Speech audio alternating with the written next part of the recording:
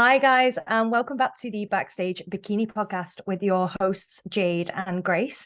And today we've got a guest that you will undoubtedly know exactly who she is and what she's about and what she's delivered to the industry, specifically for bikini athletes over the years. She is the owner of KOMPAK and the host of Not Just a Bikini Girl podcast. It is Jasmin Jeffries. Hello. Yeah, that was an introduction, wasn't it? How are you? I'm good. This feels so strange not being a host. I'm sitting here like, oh my God, I know what like the guest feels like now. I'm like, but it's good. Thank you so much for having me on. No, you're welcome. Amazing. It's such a pleasure to have you on because I've said it before on Instagram, the Not Just Bikini Girl podcast, and I'm sure a lot of listeners are the same. It's the first podcast I listened to when I got into competing, and I didn't even know who you were. I think I told you this, Jazz, before. So your voice just always reminds me of my first prep. Same. Because I would hear your voice, and I never knew who you were. So I just have that like voice in my head all the time. I would listen on the way to work, work at my 9 to 5, and it was so good to have that kind of podcast. It still is, but back then when not many people were kind of speaking about everything, and I think it was definitely an inspiration for Jade and I to start up ours, because I think us bikini girls needs to be a more of a platform to speak about all these things. So yeah, so it was a trip down memory lane. I love that. I love that. I remember like the first maybe 2 or 3 years, I made a conscious effort like for people not to know, like to know the voice but not know me. And it was really funny, like the more and more like things were growing, and the more I guess I was in the industry, people were trying to be like, I've heard your voice somewhere. I'm like, don't know. I was playing dumb. I was like, don't know in the world.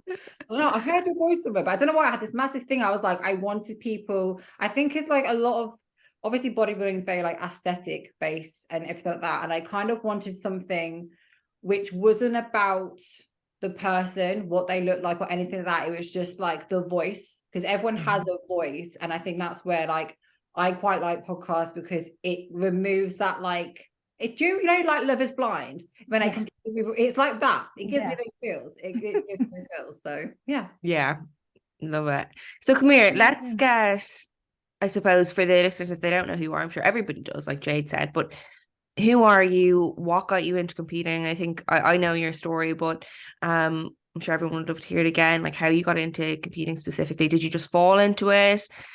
All that kind of thing. Okay, right, where are we starting? Oh, bloody hell. Right, I think we're going to start where I am not a sporty person. I was like very heavily bullied at school. So I wasn't like, I would actually like avoid PE because I was so severely bullied by the way that I walked and stuff like that. I had really weak hips. I was like a very like insecure teenager, I would say. And it kind of like, it transcended into so many other areas of my life as well. So I was at uni, being a party animal. Now I look back, like I was just drinking myself into oblivion. Like I just did not want to face like shit that I was like past stuff that was kind of like, back there, but I wasn't ready to deal with it yet. So when I got into uni, my second year, I went to Malaysia and I actually met a guy who was into bodybuilding at the time.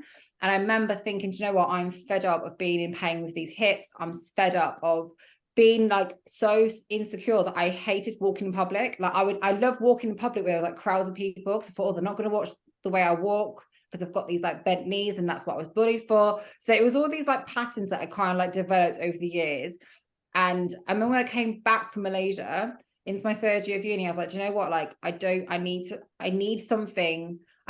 do something that's going to get me out of this vicious cycle of being the party animal, drinking all the time. Like it wasn't healthy, and it wasn't helping my mental health. It wasn't helping like tackle these barriers. And like deep down, I kind of thought, you know what? I know there's something like there's kind of this untapped like potential that I kind of wanted to sort out. So I remember stepping foot into the gym, and I just started like on body weight exercises. I was weak. I couldn't run. I was in pain. I couldn't wear heels. Ironically now, how funny. I was literally told, don't wear heels. Like it's bad for you. Like my doctor was like, you shouldn't run. You shouldn't wear heels. All this mad stuff. So I started in the gym at Exercise for Less. Literally, I think I was like £10 a month. Brilliant back in the day. And yeah, I remember just wanting to walk into that gym and not feel like I'm going to have a panic attack, because that's generally like where I started. So it started from, right, let's just walk into this gym. Let's go into, because like the weights section, I don't know about your gyms back in the day, but like the weights section was like, it was like complete other side. It was a different color. Like it was obvious. And like for me, that was such a big thing, just trying to get myself amped up to go into that space where there was loads of blokes, where I'd feel like very like vulnerable and stuff. So yeah, it basically, long story short, started with like being so weak, but just wanting to run on the treadmill for 5 minutes. Did that. I was like, oh my God, right, I did it. Amazing. Right, what's the next thing? Run for 10 minutes. And then at uni, they started to kind of have like these like model call outs, all this sort of stuff. And I thought, do you know what? Screw it. I'm just gonna go for them. If I get told no, it's fine. I've been told no before. And like they just started saying yes. And I thought, oh, okay, right. This is like a good thing that I can get over this public speaking thing. First, I can't say I'm like a natural at anything like modeling wise, bodybuilding wise, sports wise, but it was just like, right, I'm not thinking about this massive, I had no idea this would happen. Like literally I literally thought so small, right, do a little step, do another little step, do another little step. And I realized that like bodybuilding was really pulling me out of like this cycle I was with, of being the party animal and stuff. So yeah, long story short, I left uni, digital marketing, and I basically thought, you know what, I'm just gonna do a show. So Randy just decided to do a show, and it was hilarious. I wore my mum's Primark bottoms my mum's Next bikini top with a bit of diamante for £8 from Next that she got from the clearance sale. I got my £2 Primark bottoms. And I was like, yeah, I'm just gonna go and do body power. Like it was brilliant. My third year, actually, I didn't do just before I left for uni, during my third year uni exams. And I coached myself. I was going on bodybuilding.com, but again, like it was just to get over this fear. I thought if I can walk with nothing, no clothes on me, with thousands of people, then I knew that was going to be like a massive tick. So I just did that. Obviously didn't place. Like there was a round two, there was just Saturday was round 1 and you had to get round to round 2. Didn't get round to round 2, but I did not give a crap. Like I didn't give a crap. It was just like, wow, I actually did that. Okay, that's amazing. Then I looked at the next thing. So that was like my starting point, and like it is still, I'm still competing mainly to get to that potential that I can kind of go on stage and yes, for the jitters, but be like, do you know what, I'm in my skin, I've got this. Like that is my why, hands down. And I always, anytime I go on stage, I like click my fingers once and it reminds me of that time, and I click my fingers twice and it's like, right, alter ego, come in. And like the more I get on stage, the more that my alter ego and who I am is starting to kind of merge. And that's for me like such a massive driver, because everyone's got that alter ego, but I think the power is when you get on stage more and more, you realize that it's not actually your alter ego, it is part of you, but it's just untapping that. So that was like my personal thing with competing. And then it was like a couple of years in, I say, was still not placing, did not give a damn, it was fine, I was just like living my best life. And then I realized with my knowledge of digital marketing and branding and stuff, I was like, there's nothing. I just found it still overwhelming. I still had no idea what I was doing. I was still waiting like forever for shoes and jewelry, and everything was just like nowhere, anywhere. And like, I'll be honest, I didn't find the industry very welcoming at that time. I found it quite cagey. And I just thought like, why is everyone just being so rude with me? Like, I just want to like figure out what to do. Like, I don't know what to do. So that's kind of where KOMPAK came about, because I thought, well, why don't I just put it all like in one place and all the information in one place, and hopefully everyone can not make all the stupid mistakes that I did. And I'd like to think that a lot of people are progressing a lot faster these days because of that increase of information, because it's mad if you've got the knowledge, like you win, you're literally laughing. So yeah, with the podcast as well, it actually started before KOMPAK, because I remember, same as you both, like listen to podcasts, my first prep, like my podcast, I'm pretty certain was like the first ever podcast in the world to have bikini, because I remember listening to this random sports American guy that I like just liked, and I just thought there's nothing here. And I say like, I wasn't like anybody or anything like that, like I hadn't placed, so like, you know, I was kind of just this nobody that was just kind of like doing their own thing. But it was such a personal thing to kind of get over these stumbling blocks, even listening to my own voice, speaking to other people. Like it was a massive confidence builder. So yeah, that's like my little like story. I guess I don't really talk about it like as much anymore, but especially with KOMPAK, it is providing something that is just going to help competitors in every single facet, and also along with the podcast, like giving a crap about people in off season as well as prep. Like it's like a cycle of care that I think you have to. There is a certain level of responsibility, and that's why like. Oh, I didn't even know you can. How do I turn it off my Mac? Ain't got a clue. So I feel like a level of responsibility with what I do now, because I just remember how I felt, and I would never want anyone to feel that way again. So yeah, that's like me in a nutshell, and me and my Primark bottoms loving life. It was great. It's incredible. That actually gave me goosebumps listening to that. I'm not even joking. Like I'm actually like cold now. I think yeah, I think what's so amazing about it is because you were like the first one to kind of do, and you've been through it all yourself, do you know? So it was incredible to start up the business and the podcast and you know, be that person in the industry, because and I know so many other people look at you as like a huge figure in the industry, do you know? Because you said because you know, you started KOMPAK, you know, you started this community that wasn't there, you started talking about things, started talking about athletes, and you know, you are definitely a big figure in the UK. But it's amazing to hear why you got into competing as well, because it's so different for me as it is for you. And my competitive experiences and why I compete and stuff. So I think it's amazing that like you have your own personal reasons as well. And I think you can take that with you, like you said, into every single show that you do. It's just constantly going back to that why. Would you consider yourself, because I just was thinking about that, would you consider yourself competitive now that you've kind of got into it, or do you just still compete just because you absolutely love it and it brings out that alter ego?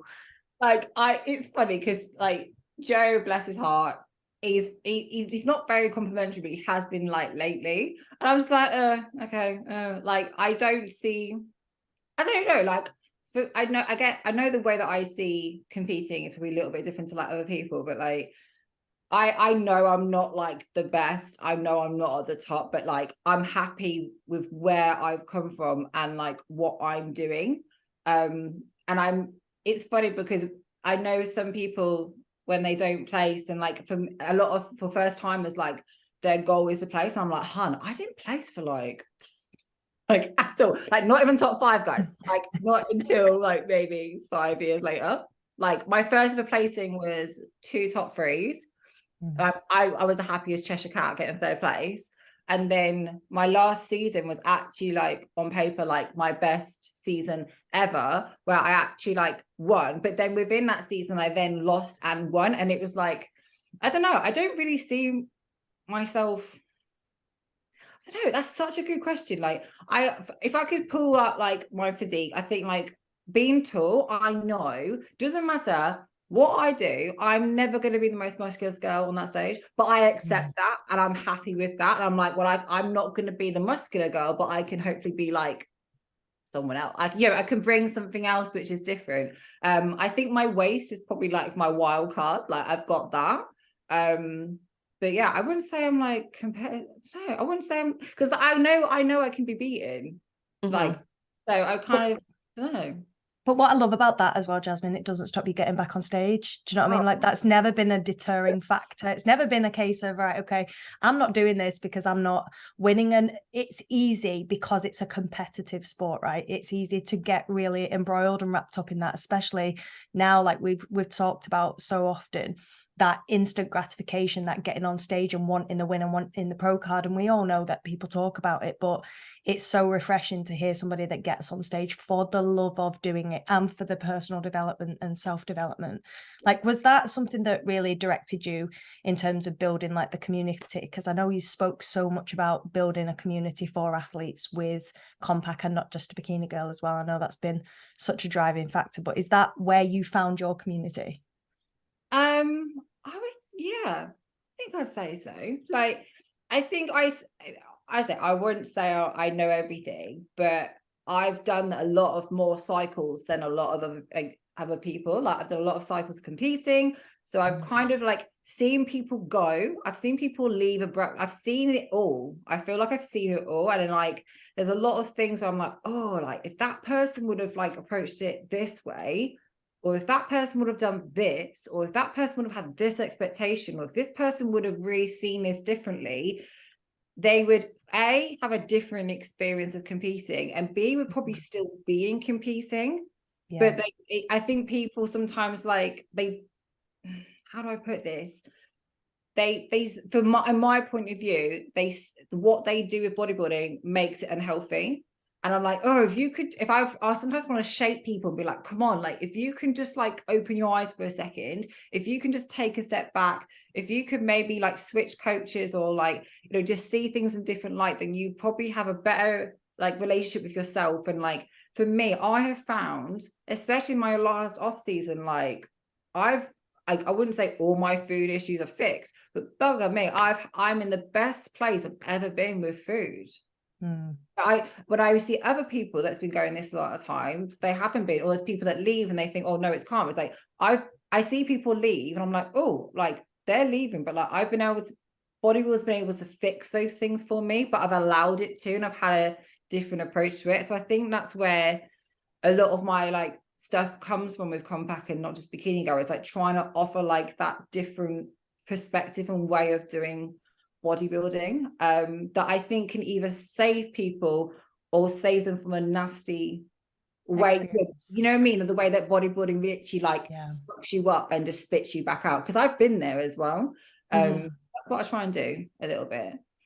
I definitely think you've created a community with it all, and like even the content that you're sharing now, and just tips and tricks for competitors, you know, like you said, that if they weren't there, they probably just would have sacked it off and left years ago. How have you found like the expansion over the years with kind of KOMPAK? Because I remember when I first heard of it, like it was nowhere near what it is like now. And now you're doing like I know you're doing a lot of seminars yourself, and you've got a lot of people on your team, and it's just grown so much, and the athletes even as well. So talk to us a little bit like that. Like, have you almost noticed it happening, or has it just been like so fast? I generally, I still ring this business now. Like, it's hilarious. People are like, oh yeah, you're looking great. I'm like, business, it's like, I love you. I wish you can get over to like a certain point and it's like plain sailing. Like, it never happens. Let me just give you that heads up. Like, it never happens. Like there's just different like stresses and things that come with it. But in relation to the athlete side, let's just like take one example of what you said. That happened so organically from the beginning, and I've tried as much as I can to keep it organic that way. Like, I've tried to keep everything like very much like true to my own like brand values. Like, anytime I'm having like a stumbling block, it's okay, let's go back to the brand values and like, am I in like alliance with that and that sort of thing. And even something that I didn't realize had such a big impact on the athletes, but also like on the industry as a whole, was when I was posting people in off season. Like, I didn't even think twice. And let me be clear, like, I don't do the posting myself. Like, it's Katie De Silva, who is part of Initial Influencers. Like, she runs that shit. She's amazing. I was actually do you know what? I asked her, I was like, I said, do you want to work for me and do KOMPAK, like social media? And at this point, she hadn't even like done anyone's social media, and now she's like high flying. It's amazing. But I remember just saying to her, like, oh babe, like, because I remember what headspace I was in at a certain time of the year, and I said to Katie, I was like, right, we need to post more off-season stuff. Like, can we, even though there's some great stage photos, can we just like get rid of that and just like pivot? And I didn't, there was no like, it was just me going, can you just do that? Because my head thought, right, that's in my headspace right now, so I'm sure that's going to be in like someone else's headspace. And it's crazy now how so many people, like, I did a seminar with NFM UK, and again, I just put this seminar together. I didn't even think twice, and so many people were like, oh my god, I love that you're using like normal bodies. And I was like, I haven't even thought about why I'm doing it, but I've just like put them on there. But it's weird how like a lot of athletes, when they first come like or join the team, they quickly learn that, like, when I ask them to come and do a shoot, that's you come and do a shoot and you come as you are. You don't do anything for that shoot. And if I hear you've done, like, you've tried to do, because I know there's other brands that like was like, okay, we've got this shoot in September, you all need to be lean for it. And I'm just like, hang on a second, like, you should not be telling ever. I think there's like a moral thing. I'm like, no, like, I don't care, like, if someone's an off season or like lean as hell, like, they come and I just love that, like, all the athletes just like come together, and they're all in different stages, but they've not felt the need to change or do anything. They just come as they are. And I think that's such an important like thing to kind of do. And I remember like not realizing what I had done with that, but the impact that I had from a brands like KOMPAK talking about that and showing it. And even it's funny, like me and Katie, every like I think it was like a few weeks ago, Katie's like, oh, should I start switching it now? I was like switch it. I was like, but just gently like switch it in, so that we're always kind of thinking about that. And even with like everyone that works for KOMPAK, and if they work as like a part-time basis, but like everyone that works for KOMPAK, like they've either compete now or they have been competitors themselves. So like we all get that, like we've been there, we've done that, so we get the mindset and we get people on a different level. So for sure. That Yeah. is, I think like with the expansion of the brand, it's like you could have easily have just been all prep focused, you know, and I really like how you bring the off season into it. And I've seen your shoots, and it's really nice even when you're on prep to look at that, when you're on off season to look at that, and just like they're embracing it, you know. And I think your athletes, they're such good representatives, I think, as well. And I even remember when you mentioned about the kind of off-season bodies, I remember so well in 2019, I went to, I think it was a Gludi Wear KOMPAK seminar. It was the first time I'd met you, and Kerry Sexton was there. And I think you were doing like a try on with the heels and stuff like that. And there was like music playing, and Kerry was like peak off season.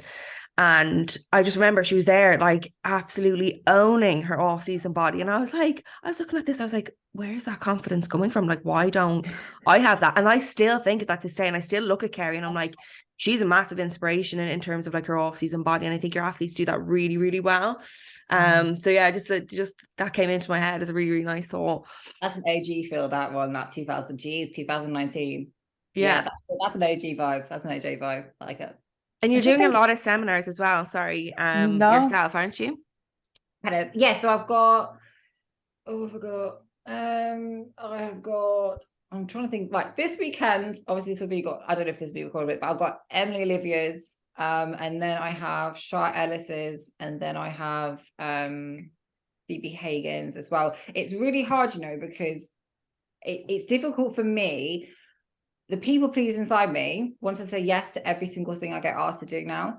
But the other part of me goes, Jazz, you can't keep saying yes to everyone and wondering why your battery is empty all the goddamn time. So I've kind of set this bit of like a buffer right now, being like, obviously like I'm on prep and whatever. So I've kind of set this buffer being like, right, if this is over an hour away, unless I've said yes to it already. So I said yes to Manchester already before it happened. But if it's over an hour away, I'm not sure. If it's an hour and a half, definitely not. So I've kind of set those buffers in now, and like even looking like my schedule, because I know that I can easily fill up my weekends. If like that's like I naturally know to do that. What I'm not good at doing that is saying no and reducing and going, no, I need that weekend for me time. I need that weekend for me and Joe time. I need that weekend. Do you know what I mean? And kind of like breaking it up, because if not, you just get into this cycle of like going.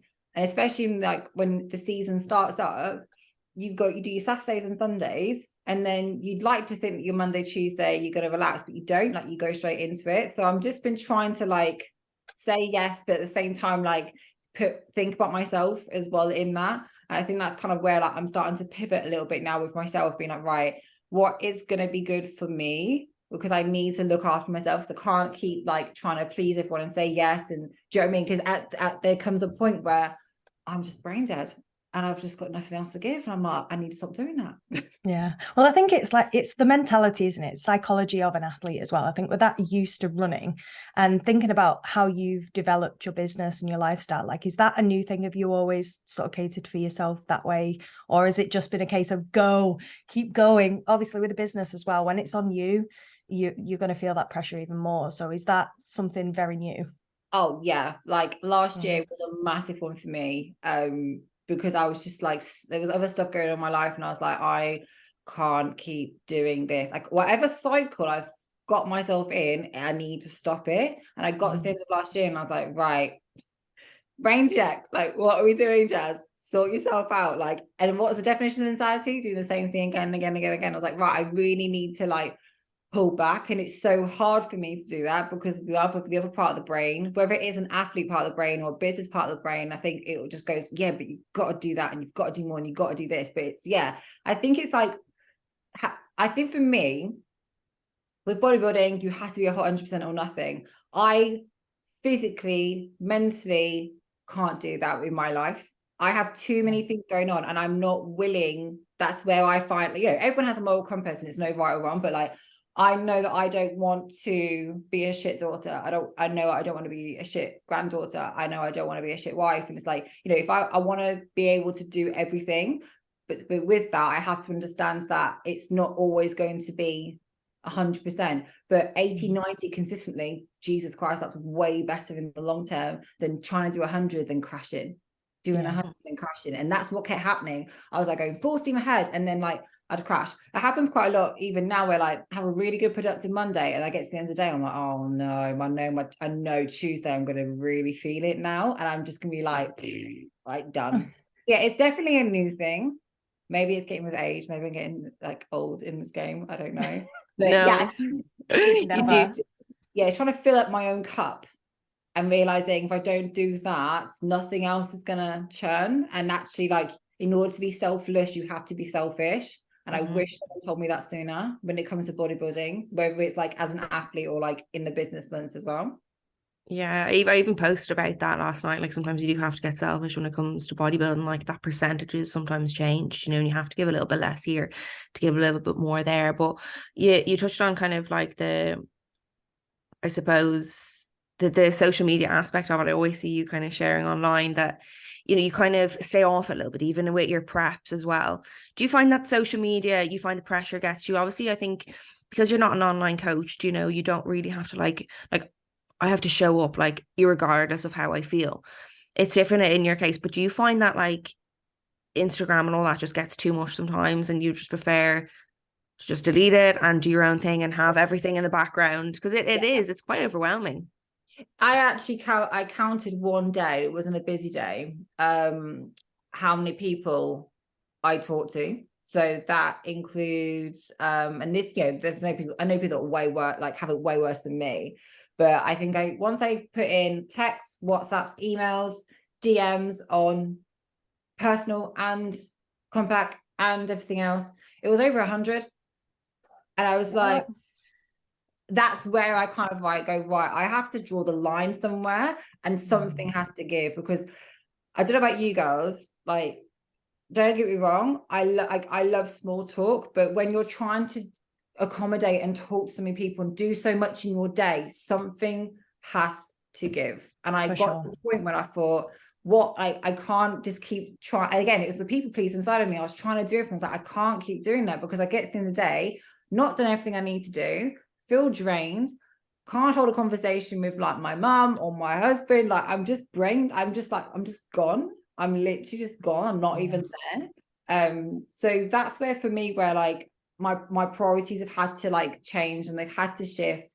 And I can't tell you how much better it feels to actually, I had a friend like called me last week in a massive dilemma, and I managed to be on the phone for an hour and a half, and I was like, look, I've got you, don't worry about it. She goes, Jazz, you would not have been able to do this last year. She's like, you wouldn't have shown up. I was like, I know I wouldn't have, but it felt so good. Like my grandma had, long story short, like had some stuff going on last week where it was funny. I put the timing of this was hilarious. I put something on my story on my personal, being like, hey, I've just taken the decision for a while just to kind of come off like my personal DMs. I've done that all of this year. It's not anything to be rude. I just need some time out. The day after that, my gran had an operation that was due. It was planned. Everything was fine. Then my mum got COVID. My mum's like, well, can you take her? But you're going to have to care for her for the next few days and be at home, be in our house and not leave her. And I was like, great, I'm on prep. Oh my God. But it was such a beautiful kind of like thing to go, God, this is another reminder why I'm having to put these plans in place so I can show up for my grandma. It was hilarious that I put in an indoor treadmill in her tiny bungalow. Let me tell you, your grandma just have so much stuff in their house. Yeah, it's like a lifetime supply. It's like Cheshire Castle going through this bungalow. Everything's like All right, Jazz, like, yeah, it's fine, just stay in bed, just stay in bed. I'm like, but it was such a good reminder to be like, this is like why I've had to pull this back. But let me tell you, I'm able to show up so much more for the people that I love, and have that balance. And like, it just feels so good to be able to show up like that now, whereas last year I wasn't able to do that because I kept just running on empty all the time. So yeah, like my priorities are now literally KOMPAK, obviously, like I share that with a couple of girls anyway, and then yeah, WhatsApp's keeping in touch with my friends and my family, and then doing things at home and doing things for me and the dogs. I think it's just like reestablishing what my formula is. It's been quite like important, and I think with this prep as well, it's forced me to put myself first in a way that makes sense for me, which I think has been really cool. So, and I think that's such an achievement to do anyway, like, because obviously prep, I remember my first prep, and probably most people feel the same, like it's so consuming, and it can be, and it is for the most part, until you get sort of into bed with it, you understand what it takes, you understand your commitments, and you start, like you say, like be calibrating your percentages over that time. But to be able to do that whilst on prep and create a business, like, obviously it's never always been like that, but like, would you take anything that you've learned over last year and give it to like competitors in terms of do's and don'ts through prep, like, and managing and juggling things like that? I know it says it's easier done, but seriously, like the stuff that people stress about, it just ain't even worth the stress. Like, generally not worth the stress. Like when it happened to my old grandma last week, I was like, right, Joe, I was like, whatever you're going to tell me to do, I will do it. But let me tell you, if I'm like a couple of steps off, I was like, I'm not going, I don't care, like whatever. Like, because I know my triggers. I know that if I stress about this thing, that spirals more, and that actually creates more problems. So if I just sit there and just go, oh bloody hell, okay, and just laugh about it, go, okay, right, what we're doing, okay, right. Like I was meant to go on a meal plan, and I was like, well, bugger me, Joe, we ain't going on a meal plan then, are we? We're just gonna have to do macros again. And I sat there trying to navigate my mum, like my nan's Welsh cakes and roast dinners, and I was just sitting there going, this is just funny. Like I'm having an argument with her over rapeseed oil, but it was just like, I know that by having that humor side and just going, to know what, like I know this ain't gonna be like 100% bodybuilder right now, but we're just gonna shoot our shot, we're just gonna go for it, and we're not gonna stress about it.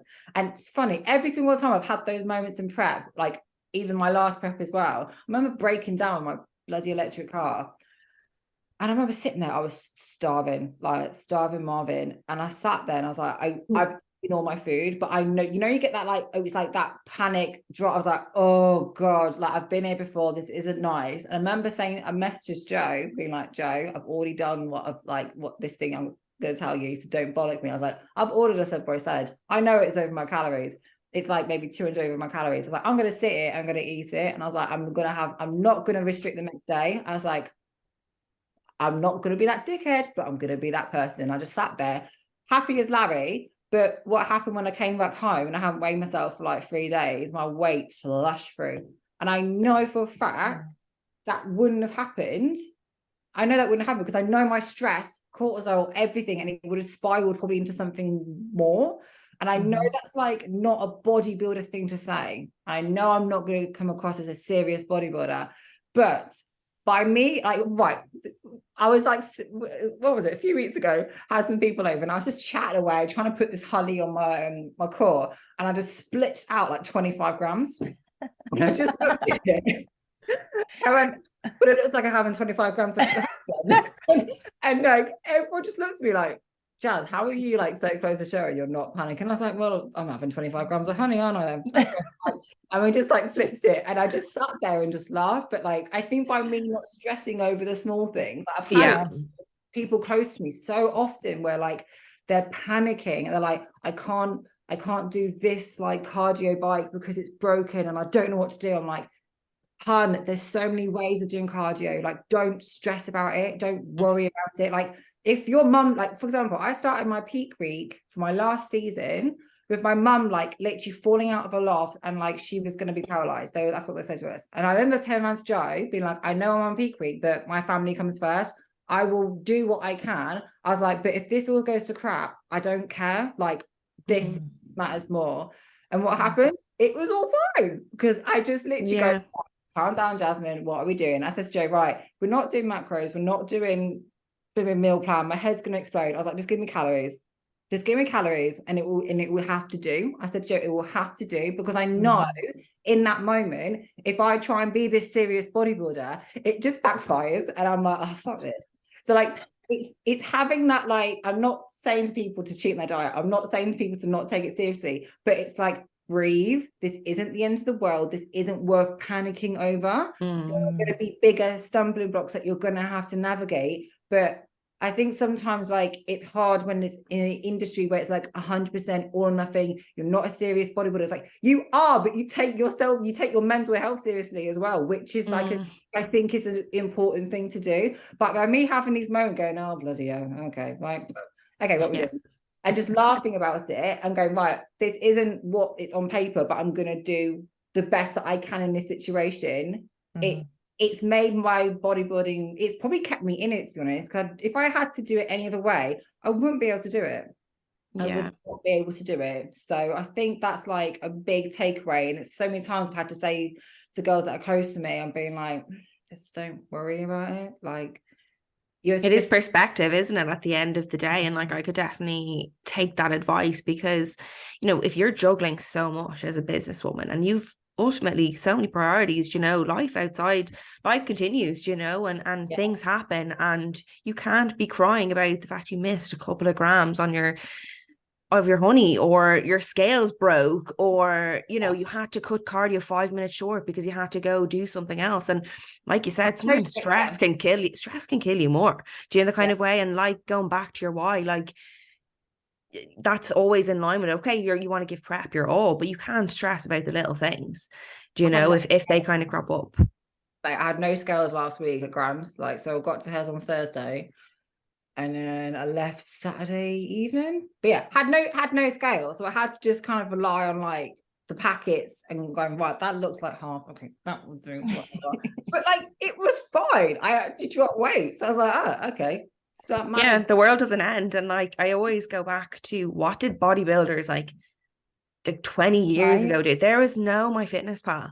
They didn't even have, most of them didn't even have weighing scales. Like, I got back to using cups of stuff, and even when you do that, there's so much variance there. So it's like, why are you stressed by these tiny little grams? Or I think, I love Holly and everything, but I think she was stressing about berries a few weeks ago that she had tracked. That was my fault, mate. That was my fault, right? So there was like I bought summer fruits because they're like lower calorie, and then she goes, oh, I've got black forest fruits, and I went, I said, oh, they've got more calories, so I'm not. And then she went, oh my god, and I was like, all right, fine. I remember seeing but that. That's like two, like, you are so different. Like, you would have been like, it's grand, and Holly is like, and her prep is already over. I blame Joe for that one. I blame Joe. Oh, those berries, they're gonna haunt her. I know. The thing is that it's funny though, because there's other ways where I am that bodybuilder, but then there's other ways where I'm not. But I guess that was funny, because I was like, so funny. Her face, I was like, oh, okay. It's perspective, isn't it? It's always perspective. And I think, like you say, the earlier you are in your bodybuilding journey, I think the emphasis is so heavily on, you've got to be doing this right. But you've been doing it for long enough, Jasmine, to know your body. Like you say, I think it's a learning curve, isn't it, at the end of the day? I think what's annoying is that more people make mistakes and do this stuff, but they don't. I think people are scared to actually like admit it and talk about it. Like, I will go back to Kerry on this instance. She admitted that she like cheated on a diet. I do not think she's the only person last year that cheated on a diet. No way.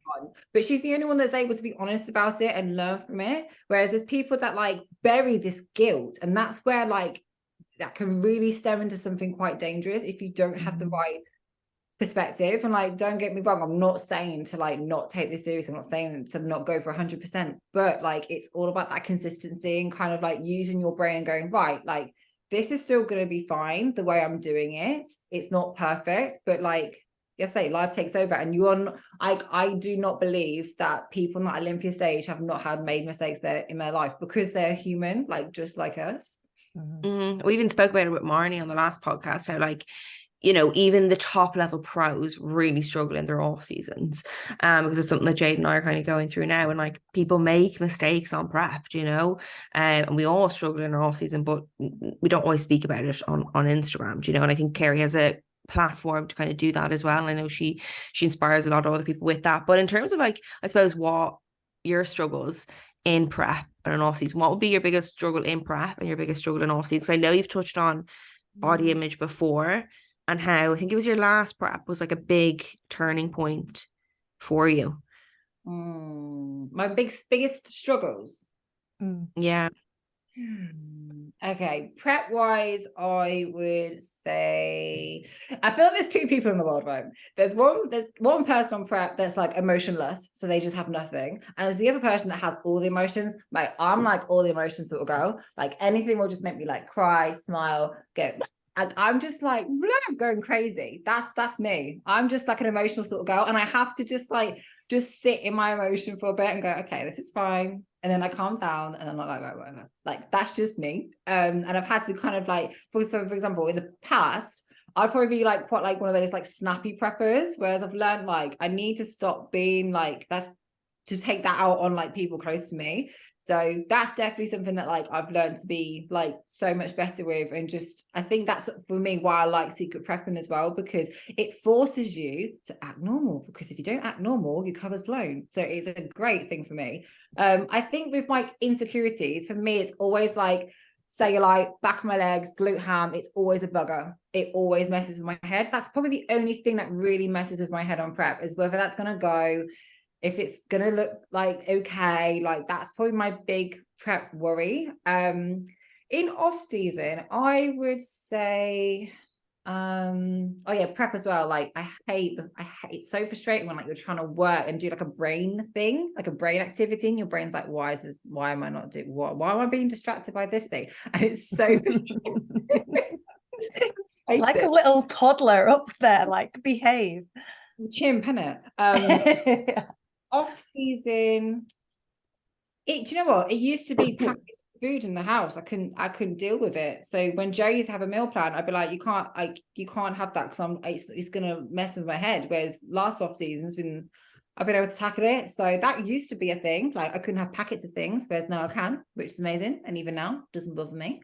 Do you know what? Another off season stuff is like, it's so hard for me to like believe that I'm gaining muscle. I don't know why. I have this thing in my head. I'm like, oh, I'm not, this is just all fat. This is just none of this muscle. Like, none of it. Like, I just get this stupid thing in my head, and Joe's like, yeah, but you're doing everything. I'm like, yeah, but I'm not genetically blessed. And I go off into this tangent. Like, it's so annoying. I think I always get to this point. It's always that, I think everyone has that struggle where they have their happy place, and they have that place when you're like, oh, I don't know if I like, and this is not even like bodybuilder Jasmin speaking. This is like normal Jasmin. I'm like, oh, do I even want to look like this? I'm like, that's the battle I have, because my like normal Jasmin is kind of speaking to bodybuilding Jasmin, and I'm having to kind of like battle between the two and be like, okay, which one's going to win? Like, is bodybuilder Jasmin going to take over, or is normal Jasmin going to take over? So that's probably like probably the only off-season thing that I kind of struggle with now, is like, okay, like, how much do I really want to push? And I'm like, do you know what I mean? That's the kind of level that I get to, I think.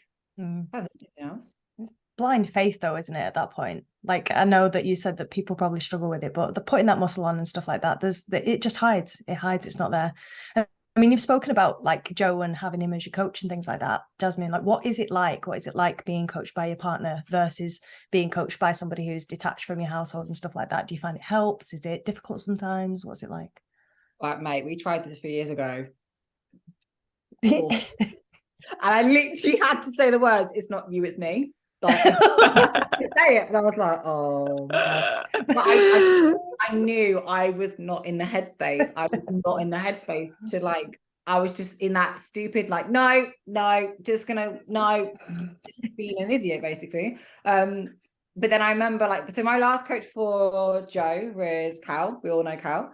Hats off to him, because he definitely, if it wasn't for him, I definitely wouldn't have probably got back into competing like at all. So he definitely got me like back into photo shoots, feeling like myself and stuff. But it got to the point with Cal where like, and he knows this anyway, where Cal would say, like, get me to do something, and I'd be like, Joe, is this, should I do this?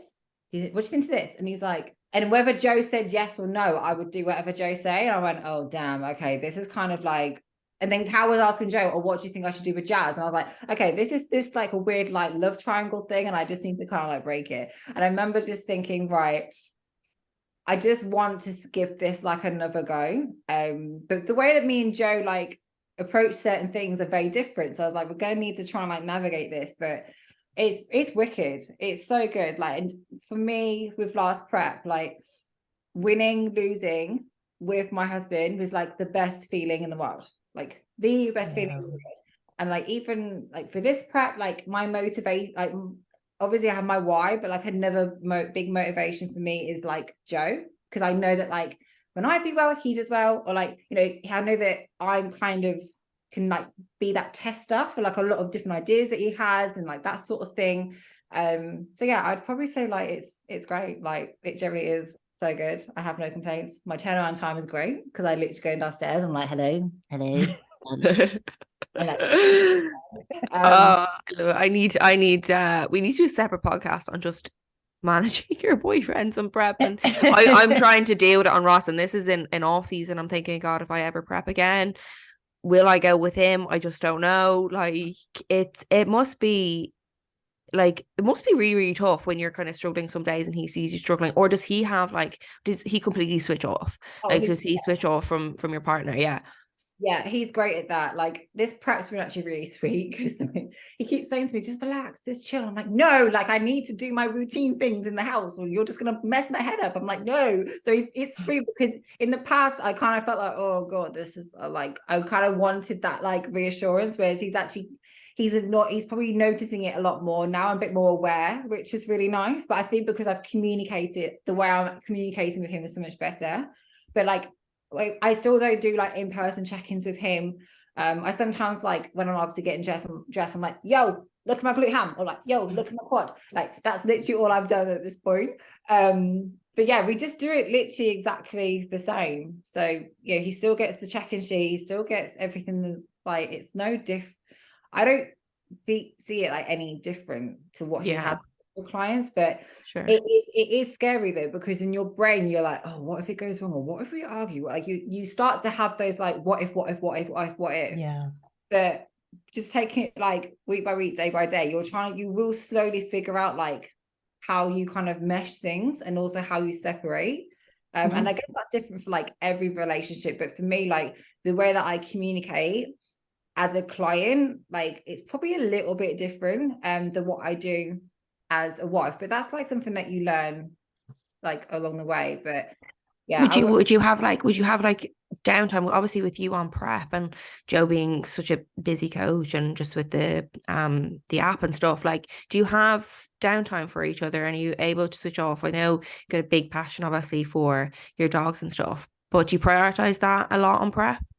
Yeah, this time I have yeah, definitely this time I have, like even so when it gets to like 7:30ish, and it's funny, he's the one that's on me. He's like, get off your phone, Jazz. I'm like, oh, okay, I'll get off my phone. So he's really good. And like, that's because that hasn't come overnight. Like we were very much living like, I would say 2 separate lives. And it was trying to see, okay, how can we merge our lives together, but then also have like our own time to like do the stuff that we have to do. So like, even if we're in the house, I wouldn't say we're like in the house all day, if that makes sense. We're not like in each of us like spaces, but when it gets to like 7:30 or 7:30, whatever it is, it's like, right, shut down that hour, last meal together. So I think it's trying to like, and whether your partner is a coach or not, but like it's looking at how you can merge your routine. So for me, I used to wake up at like 8 a.m, whereas Joe would wake up at like 5, 6. So he there's no wonder our schedules were never aligning and we could never like communicate or do anything. And it's like, right, okay, I need to get up early. Great, okay. So we started getting up a bit early. It took a while, but it's made it so much better. So people call me merging schedules has been a game changer.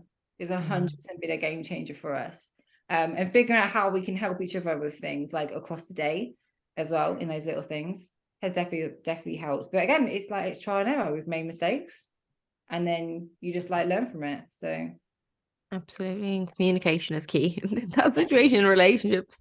Well, Ross and I prepped together last year, and that was tough, I tell you that. So, I don't know if you and Joe will ever do that together, but like you said, you learn the more you do, and you learn how to kind of handle the relationships and stuff like that. Because it can definitely put a strain on it, even if the partner is in the industry. Like, obviously that helps, but God, it can be tough, in those latter stages.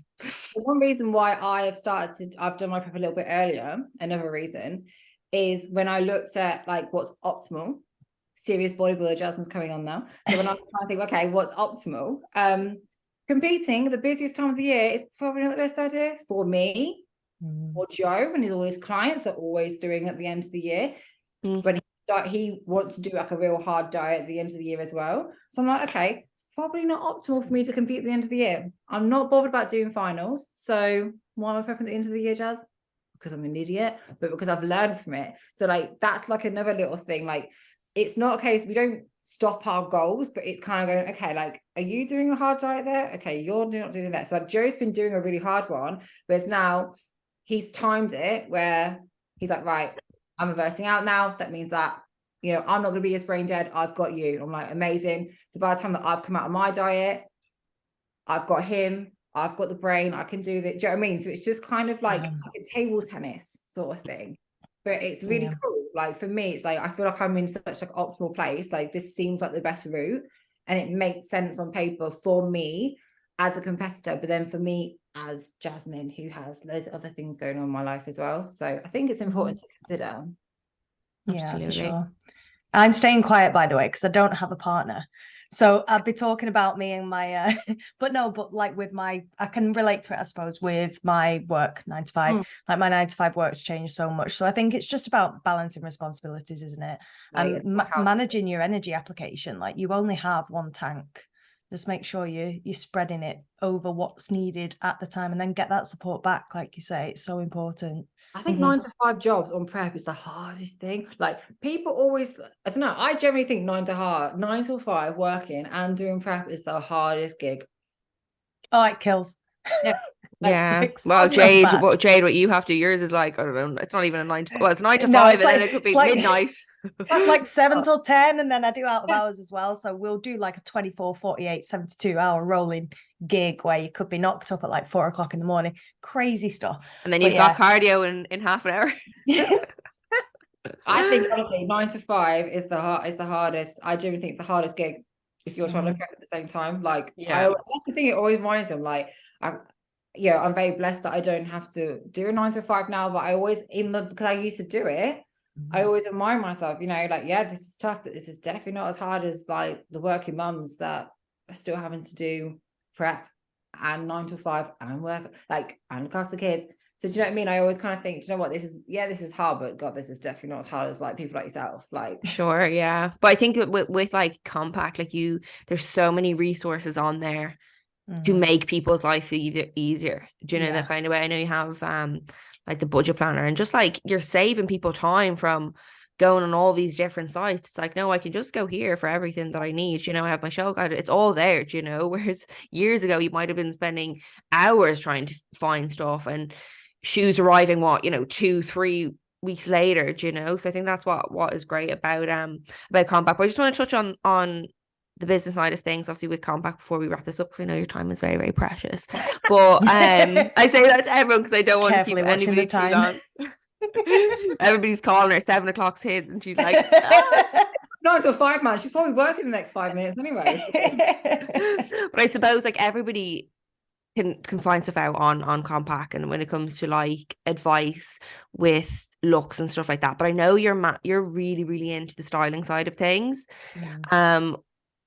I don't give away all your tips and tricks and stuff like that. But like, what would you say like would be your biggest piece of advice for people when it comes to styling and what to look out for, and especially first timers, because I know a lot of first timers listen to this. Some of my clients who've never competed before listen to this, and they don't know where to start with when it comes to color bikini or what kind of shoes to wear, all that kind of thing. So what would be really quickly, what your top piece of advice be? I got a couple, but I think they're all very important, so I'll say all of them. So the first thing is like, just know that whatever your first choice is going to be for anything, it's probably not going to be the one for you anyway, but it's fine. You have to start somewhere. And if you don't have a starting point, how are you meant to like do the rest of this gig? So just go with like your gut. That's the best thing I can say. Don't worry about, oh, I remember thinking, the judge is going to think differently if I wear a 4-row ring, so a 4-row bracelet or a 5-row bracelet. I was like, they're not bothered. Like, so it's, go with your gut, but don't go over like the little nitty gritty and like overthink that side. With like jewelry, the biggest thing, if anyone can take it away, is like that centimeter measurement. And it's so funny how like I just said that on a whim, and after like a real random conversation I had with someone, and how that spiraled. Like, everyone's now putting centimeter measurements on their websites. It's like a thing. And I'm like, geez, I didn't even know this was going to happen. But like, that's probably the most important thing, is your centimeter measurement, and not, so say for example, your centimeter measurement is 12 centimeter, then look at 10 centimeter. Don't hit that, because obviously if you hit exactly what your measurement is, then it's still going to kind of sit on you a little bit. So I've said that's probably the most important thing, is just to look at that centimeter measurement and then go off that, because especially in bodybuilding, even with like the fitness fashion as well, but like, just don't hide that top line at all. Just don't do it. You work so hard for it. There's no point doing it. And it ends up like just swamping you and just making you like, I don't know, it looks like you're doing this, if that makes sense, because it just doesn't look right on you. So yeah, that's probably like, and then it sounds silly, but like get two, because it's nice to have a backup firstly, and it's good to be able to switch all the time. I think that's really helpful. But yeah, just don't overthink. And most of the time, the best way to do it is literally go on the website, pick out 3 or 5 that you like the look of, then send it to us. And this is what I do, even like my bikini, everything I do, I never make the final decision. I kind of like group things together and go, okay, here you are, make the final call, please. Like, I've narrowed it down. Can you just do it for me, please? So I do that with everything, even with posing. Like, I don't want to be thinking about it. Like, I don't want to make decisions. I make decisions every day on those. Let the experts make the decisions for you. But like, narrow it down, whether it's bikini color, whether it's like the style of the bikini, whether it's the earrings, whatever it is, narrow it down and then send it in the post. Right? Yeah. Choices, help. What am I doing? They go, great. And trust me, you'll feel so much better, because you know that you're happy with those 5 choices. It's just a case of like pot luck, and then just literally go with that. I think that's just probably the best way. Or ideally, if I am at a seminar, then you can look at all the jewelry like in person, and that's like essential in my opinion. Like, it's so good, it's so valuable to know that, because then you kind of know like what styles work for you, like what sort of like flow and everything like that.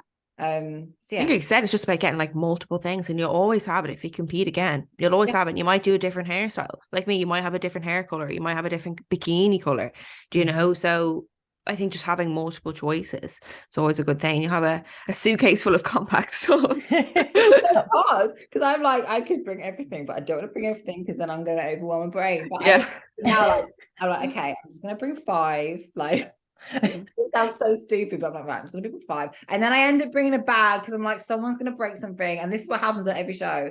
I have to bring backup straps, backup something, because I know that someone's going to run to me like deer in the headlights, be like, Jess, help me. So I'm like, okay, we've got you, girl. It's fine. It's fine. Love it. Thing, wherever event I go to, even when I'm tanning at Get Bronze, I always bring with me sizes 3 to 8 in my car of shoes, in case someone breaks their heel. Oh, that's happened to some of the girls that I know. I've always been fortunate. I've always been fortunate. But the one thing that scared the life out of me, because the plastic goes as well, doesn't it? It doesn't take much. But I've always took, because I followed your show day essential like list as well. Like, I printed that out in my first season. I was like, right, tick it off, and I went down. So I had the sewing kit and stuff, but I was like, oh my God, my shoes. What if anything happens to my shoes? I knew nobody at that point. So I could have done with you, Jasmin. I know, we all need a Jasmin at our shows. I know when I'm competing, I'm like, I'm praying that Jasmin's going to be tough. Honestly, I bring my side. If you see me, just like come grab me because you know I've got something. Like I literally, this is the bag I bring. It's in my car to be fair, but it's sizes 3 to 8 in shoes. I bring I just have this random box of jewelry. Like it's just in my bag. It's in my car now. Like I don't know what. And then I bring bikini bites, bikini bum tape, tampons because I remember tanning someone once and they came on their period as I'm spraying them and I was like, right, tampon, go. There you go. So now, what was I? Straps. Yeah. That's so funny. You have it all. You have it all. Because there's nothing worse though when they're in a panic, they see me and go, oh, Jasmine's got the answer. Then I go around and go, oh, I ain't got anything. Like I don't want to be that person. Yeah. Because you're known as that person. So it's like, oh God, I have no shoes. It's like, wait, what? Like you own the brand. Biggest thing, and this is something I can't provide, but when girls straps break, there's no spare diamante connector in sight. They have the sewing kit, but they don't have the connector, but it's the connector that breaks. So even if it costs you like an extra 20 quid or whatever it is to get a connector from your bikini provider, get the connector. That's where girls mess up the most. Their bikini breaks and they're trying to fix it. I'm like, it's the connector that's broken, but if you can get a spare one, you can do the rest of it pretty fast. So definitely, if you can, even if I know like sometimes people's budgets are tight and stuff, but if you can't take a backup bikini, take just take Diamante connectors with you with that sewing kit, and trust me, whatever will go wrong with that bikini, you will be able to fix it. But so many times that I've tried to fix someone's bikini, I'm like, if you just had a spare connector on you, this would be sorted. Yeah, but it's like difficult. Funny you say that. It's so funny you say that because on prep in those final few weeks, I cannot tell you the amount of nightmares that I have that I'm on stage and my bikini rips open. Like, please tell me I'm not the only one. No, every time. Or I have a dream that I'm rushing to shows and I'm late for my makeup, or I get on stage late, or I don't have my heels. Like, I still have those dreams that I'm like really late for my show. Yeah. Every time. Like, it's so weird. I knew I wasn't the only one. But I think that's where you come in handy, Jazz. I give us that reassurance. Honestly, I'm the same. I'm literally the same. I have a weird thing with like jewelry falling because I have like clip-on earrings. I always have this thing where like I'll do a weird hair flick, even though hair flicks aren't even in my prosing. But anyway, I do this random hair flick and it just like knocks someone out. I don't know why. I keep having that. I'm like, can I just call it this morning, that psychic lady, and go, right, this is my dream. Can you ask me what's going on? I just don't know. Different way of knocking out the position, Jazz. Like that's so funny. So funny. Oh, come here. We won't keep you any longer, but can you give us the inside scoop about your competing season? Can we let the people, it was the same with Marnie's at the end of the podcast. If you've listened this far, you get to find out. So what is the plan for this year? If there's any plan at all, do you want to say? Absolutely fine if not, but plan is to be a secret squirrel until I break. But I think it's probably going to come out in the next few weeks anyway. So secret squirrel, but it will probably come out in the next few weeks. Can I just say that your face is looking quite lean, so that kind of gave it away. People have to watch on YouTube to find out. I'm going to have to like contour a jaw next time I come on here with anybody that's on prep because it completely disappears. Mate, the only reason I actually want a hoodie, maybe I can like hide it with like my hoodie and like they won't. Then I forgot I have like, maybe I just get like loads of filler. I've never done that on prep before. Look at that. Anyway, no, you're looking very youthful. Yeah. Youthful. It's the ring light. I'm not even on prep. This is the ring light. Oh, well, good luck, whatever you're doing, Jasmine. I'm sure we will be able to follow and see and cheer you on and stuff like that. But as a final sort of aside, just to make sure that you are not late for your husband time, where can everybody find you? Where can everybody find you? So, on the cardio bike, busting my serious bodybuilder. That's right. Direct everyone to your socials, website, everything. Where can we get information and help and resources? Okay, so everything, so whether it's like products, information, all that shabam, can be from KOMPAK.store or KOMPAK Women on Instagram. The podcast is Not Just Bikini Girl, so you can literally just type Not Just Bikini Girl on Instagram. anywhere pretty much, and it should hopefully come up.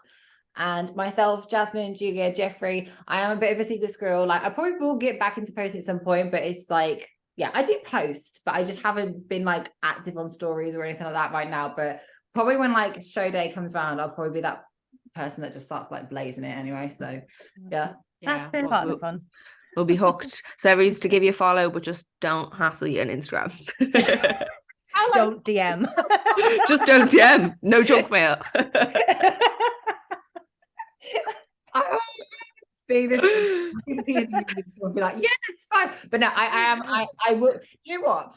People, if you mess me on KOMPAK, like with sound, it's just I just don't. I hate it when someone messages me like about something and I've missed it because I'm not been on my personal that day. Yeah. And then they're like, oh, like you've not replied back. I'm like, yeah, but it's something like, it's like, where's the returns forms? I'm like, you just message KOMPAK. Like, I know, but all the answers are there to absolutely everything, and that's, I think, like you cover it all. You know, you have the team there to do it all, and any questions people have, they can literally find out on the website and your YouTube as well. Like the I love the YouTube videos as well that you did last year. There's so much covered there, so people definitely need to go check that out too. But thank you so much, Jasmin. We'll let you go. Enjoy the rest of your evening, and we'll speak to you very, very soon. Bye, guys.